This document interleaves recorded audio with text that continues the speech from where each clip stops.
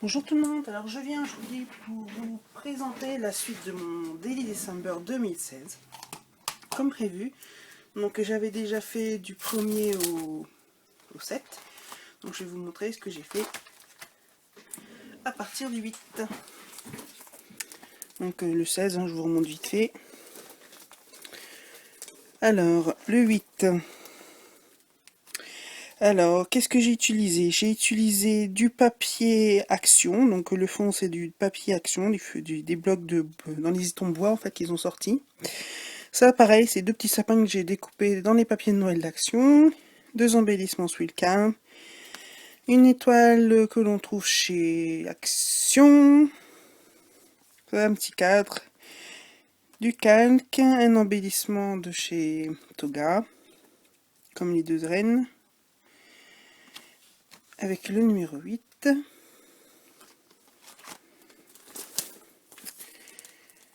Alors, le numéro 9.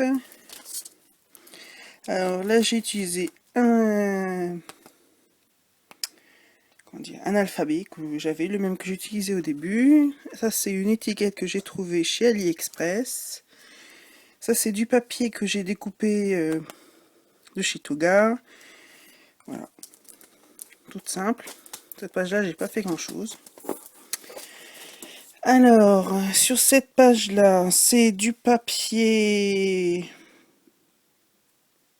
Je sais pas du tout quelle marque, je peux pas vous dire, je me souviens plus.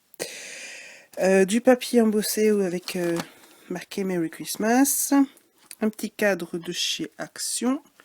Un renne que j'avais eu l'année dernière en cadeau à la fourmi, c'est de la marque Toga. Voilà. Des petites strass couleur rouge, des petits tamponnages. Tout simple. Alors, pour le numéro 11, donc c'est une enfilade de papier que j'ai réalisé. Ça, c'est un embellissement qu'on m'avait envoyé l'année dernière. Ça, pareil, c'est l'année dernière, ça c'est cette année, c'est Corinne. Oui, ça doit être Corinne si je ne me trompe pas. Corinne Scrap qui me l'a envoyé. Les dies que j'ai utilisés tout au long de l'album avec des flocons comme ceci, c'est des EcoPark.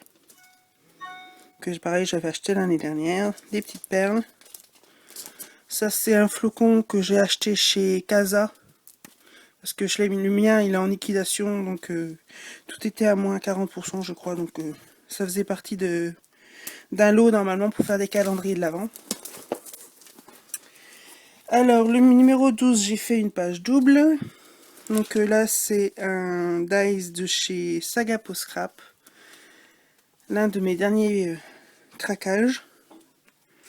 J'ai pas énormément fait d'achat, mais j'ai acheté ce dice que j'ai trouvé magnifique.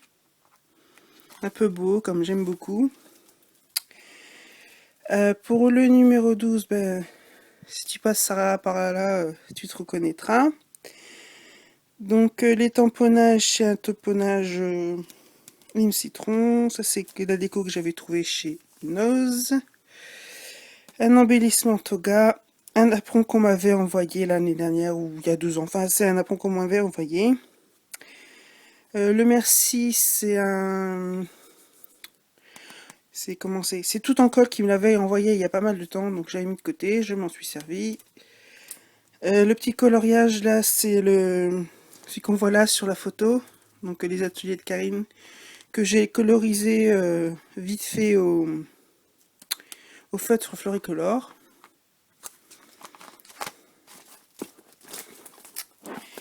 Le numéro 13, alors c'est un apron cœur qu'on m'avait envoyé aussi, 2 embellissements en bois forme de flocon, un tamponnage Schulcard, un dice cut de la collection Toga, un cadre de chez Action.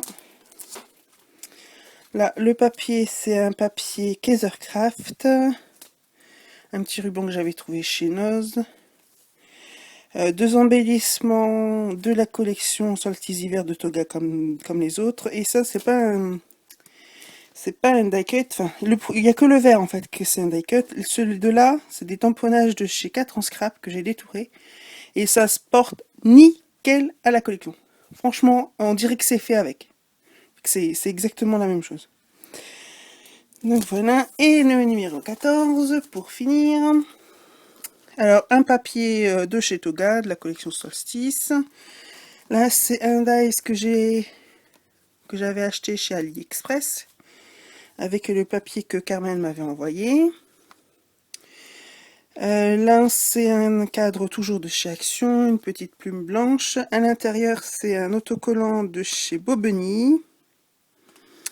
Et là, c'est pareil, c'est un tamponnage que j'ai colorisé.